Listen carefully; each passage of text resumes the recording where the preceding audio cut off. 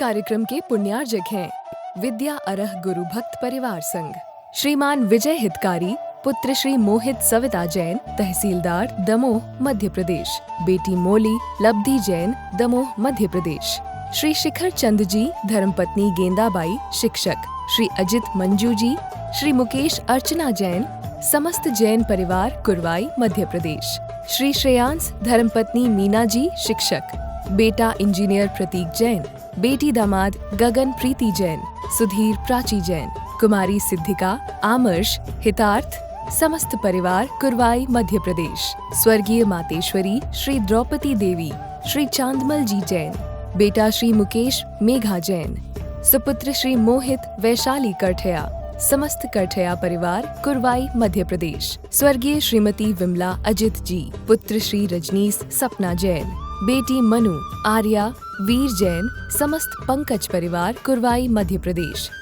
श्रीमती चेतना अजित कोठारी, बेटा आदित्य, बेटी सीए मोनिका जी एवं समस्त कोठारी परिवार, हैदराबाद, श्रीमती तृप्ति विकास जैन, श्री जिनेंद्र कुमार जैन, अतिश अक्षत जैन, धनौरा उत्तर प्रदेश, श्रीमती लक्ष्मी अनिल कुमार, श्रीमती अपूर्वा अतुल, कुमारी आस्था, लाभांशी जैन, कुरवाई मध्य प्रदेश।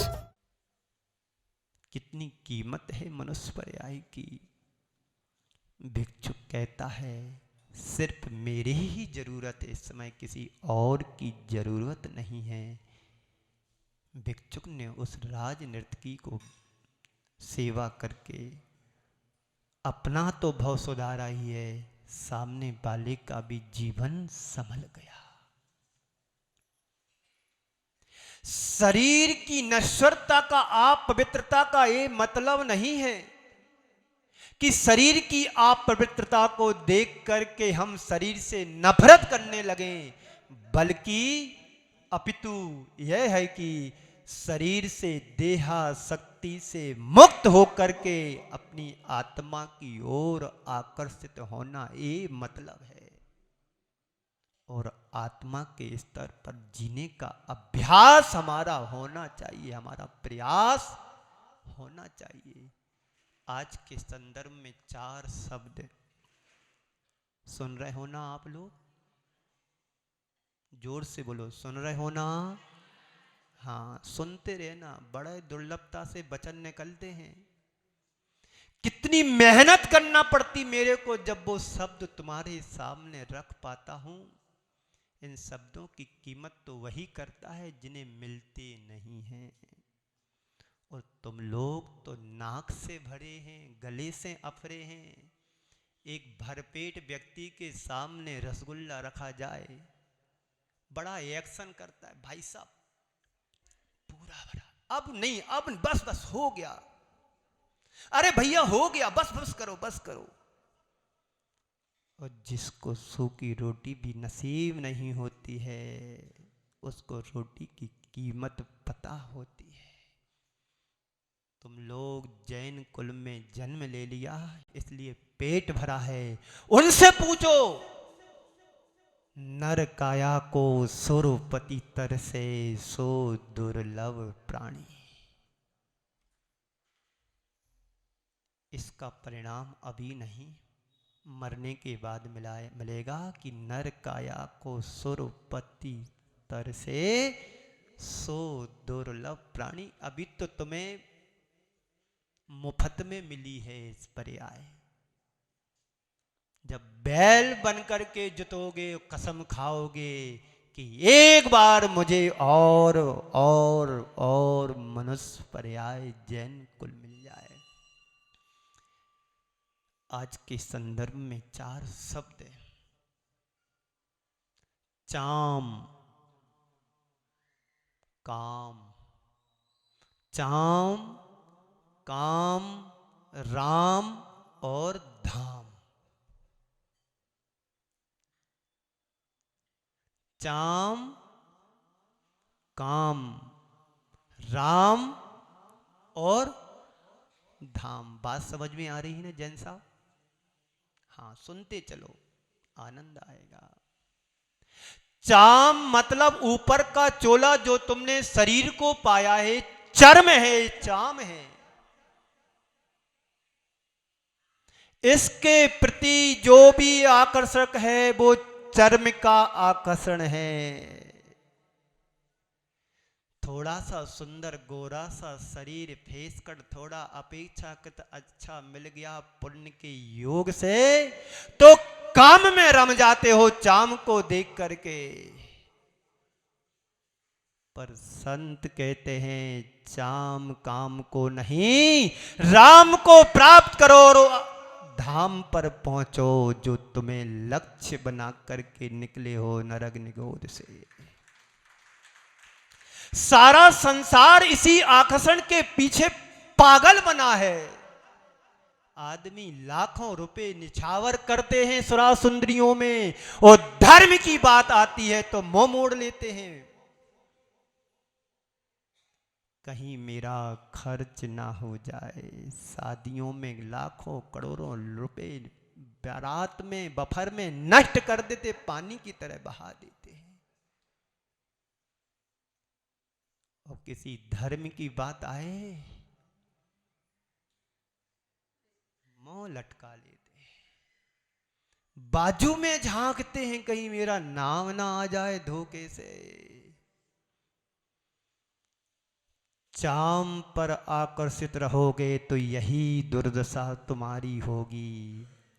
चाम का आकर्षण तुम्हारे काम को आकुलित कर देता है। देहासक्ति मनुष्य को भोगा सक्त बना देता है अनुभव की नहीं? बोलो, आवाज नहीं आई, क्या हुआ? भोगासक्त मनुष्य संसार में भटकता है, रुलता है, जो अनेक प्रकार के दुख और आकुलता का पात्र बनता है नियम से।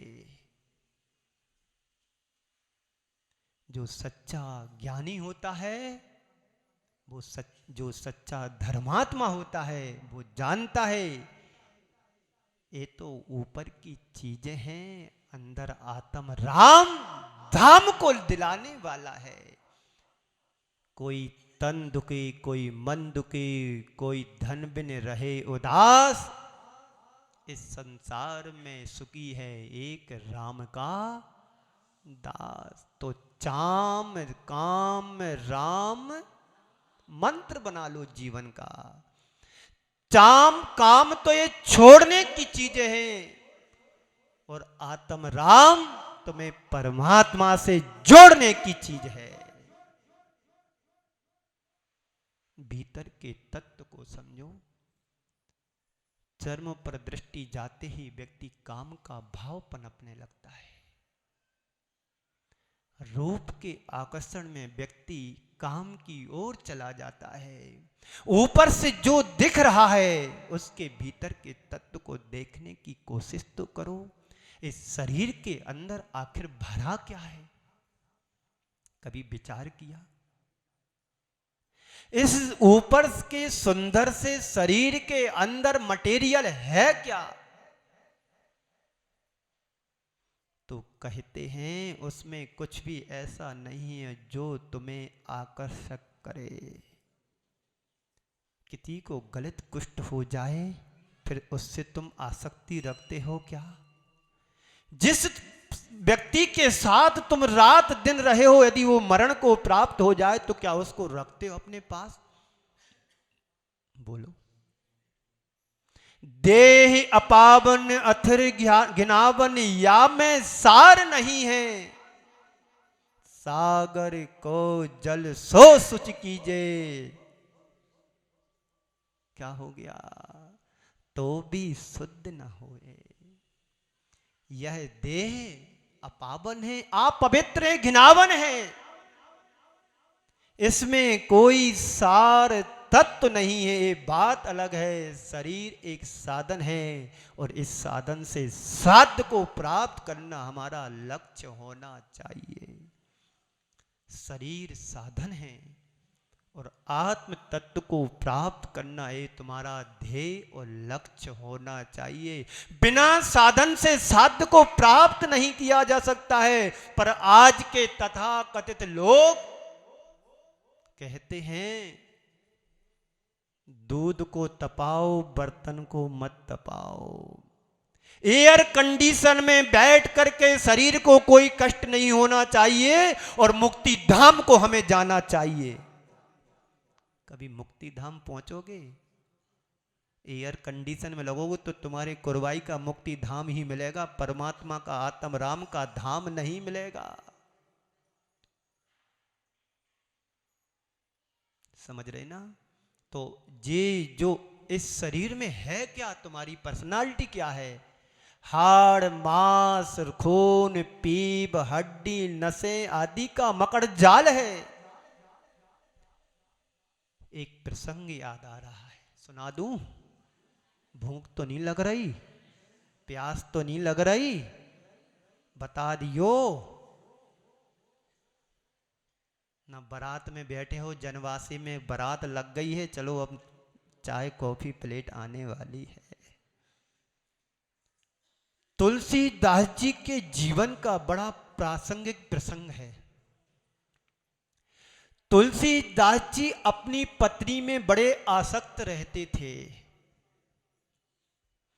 उनकी पत्नी का नाम रत्नावली था। रत्नावती भी हो सकता है, बली भी हो सकता है, जैसे गेंदाबाई, चंद्रानी देवी, गुड़माला आदि आदि नाम होते हैं ना। तो तुलसीदास जी अपनी पत्नी में बड़े आसक्त रहते थे, क्योंकि पहले के जमाने में समझदारी ज्यादा रहती नहीं थी। अचानक पत्नी को मायके जाना हुआ और पत्नी मायके गई, इनको पत्नी का बिछोह सहन नहीं हुआ। इन्होंने भी ठान लिया कि मुझे अपनी पत्नी से मिलना है, वो भी बिना बताए सरप्राइज देते हुए। बरसात का समय था, काली अमावस्या की रात थी, घोर अंधकार था, गंगा नदी में बाढ़ आई हुई थी। पहले के जमाने में नदी पर नाव की कोई व्यवस्था होती भी नहीं थी, और होती भी थी तो रात में नहीं मिलती थी। एक घर से निकले, घोर अंधकार में निकले, अंधेरी रात में निकले, चारों तरफ सन्नाटा छाया हुआ है। गंगा के घाट पर जाकर के पहुंचे, तभी एक बिजली चमकती है, लाइट घोर वर्षा हो रही है। उन्हें दिखाई देता है कोई लकड़ी का तख्ता नुमा सा बहकर के चला आ रहा है बाढ़ में। उसको छलांग लगा करके उस पर सवार हो जाते हैं, जैसे तैसे बनता है उस पार चले जाते हैं। उस पार पहुंचते ही दोबारा बिजली चमकती है, दिखाई देता है तो मुर्दा है, ठठरी है। आगे जाते हैं, बिना पूर्व सूचना के घर की ओर बढ़ते हैं, नगर की ओर जाते हैं। देखते हैं कि मेरी पत्नी को पता हो गया होगा, आभास हो गया होगा, तो एक दीपक कमरे में जल रहा है, शायद मेरी पत्नी प्राण प्रिय यहीं पर होगी। दरवाजे बंद हैं, रात्रि का समय है, घोर अंधकार है, तो जाएं अंदर कैसे जाएं। बिजली चमकती है तो एक खिड़की में रस्सी सी लटक रही थी, उसी को पकड़ करके चढ़ जाते हैं। जैसे ही वो अपना स्वाध्याय कर रही थी दीपक जला करके प्रकाश में, और जी अचानक पहुंच जाते हैं तो कहती, तुम यहां कैसे? तुम यहां कैसे?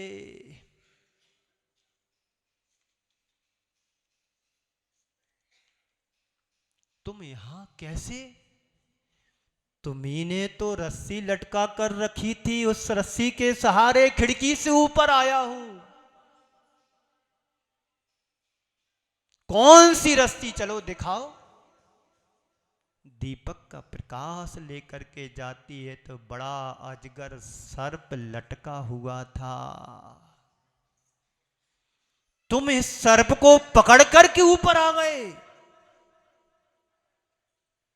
फिर भी तुम यहां आए कैसे?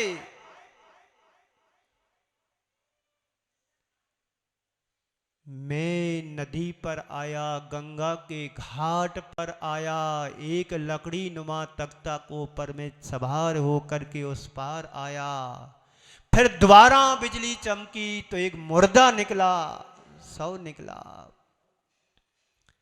फिर उन्होंने जो फटकार लगाई, सुन लो, तुम्हें लगा रहा हूं मैं, तुम भी समझ जाइयो। समझ लें कि नहीं समझ लें? कौन कौन रत्नावली हैं? सब रत्नावली बैठी हैं, एक पे 11। कहते हैं उसकी रत्नावली ने जो फटकार लगाई, अस्थि चर्म मह देह यह तासंग तुम ऐसी प्रीत, अस्थि चर्म मह देह यह तासंग ऐसी प्रीत, यदि होती रघुनाथ से तो मिटती भव पीर। तुम मेरे हाड़ मांस के शरीर के प्रति प्रीति रख करके तुम मेरी ओर खिंचे चले आए, तुम्हें इतना पता नहीं पड़ा कि सांप है कि अर्थी है कि क्या है। यदि तुमने श्री राम से ऐसी प्रीति की होती तो संसार से तुम्हारी भटकन मिट जाती। इस कार्यक्रम के पुण्यार्जक थे विद्या अरह गुरु भक्त परिवार संघ, श्रीमान विजय हितकारी, पुत्र श्री मोहित सविता जैन, तहसीलदार दमोह मध्य प्रदेश, बेटी मोली लब्धि जैन, दमोह मध्य प्रदेश, श्री शिखर चंद जी, धर्मपत्नी गेंदाबाई, शिक्षक, श्री अजित मंजू जी, श्री मुकेश अर्चना जैन, समस्त जैन परिवार, कुरवाई मध्य प्रदेश, श्री श्रेयांश, धर्मपत्नी मीना जी, शिक्षक, बेटा इंजीनियर प्रतीक जैन, बेटी दामाद गगन प्रीति जैन, सुधीर प्राची जैन, कुमारी सिद्धिका, आमर्श, हितार्थ, समस्त परिवार, कुरवाई मध्य प्रदेश, स्वर्गीय मातेश्वरी श्री द्रौपदी देवी, श्री चांदमल जी जैन, बेटा श्री मुकेश मेघा जैन, सुपुत्र श्री मोहित वैशाली कठया, समस्त कठया परिवार, कुरवाई मध्य प्रदेश, स्वर्गीय श्रीमती विमला अजित जी, पुत्र श्री रजनीश सपना जैन, बेटी मनु आर्या वीर जैन, समस्त पंकज परिवार, कुरवाई मध्य प्रदेश, श्रीमती चेतना अजित कोठारी, बेटा आदित्य, बेटी सीए मोनिका जी एवं समस्त कोठारी परिवार, हैदराबाद, श्रीमती तृप्ति विकास जैन, श्री जिनेन्द्र कुमार जैन, अतिश अक्षत जैन, धनौरा उत्तर प्रदेश, श्रीमती लक्ष्मी अनिल कुमार, श्रीमती अपूर्वा अतुल, कुमारी आस्था, लाभांशी जैन, कुरवाई मध्य प्रदेश।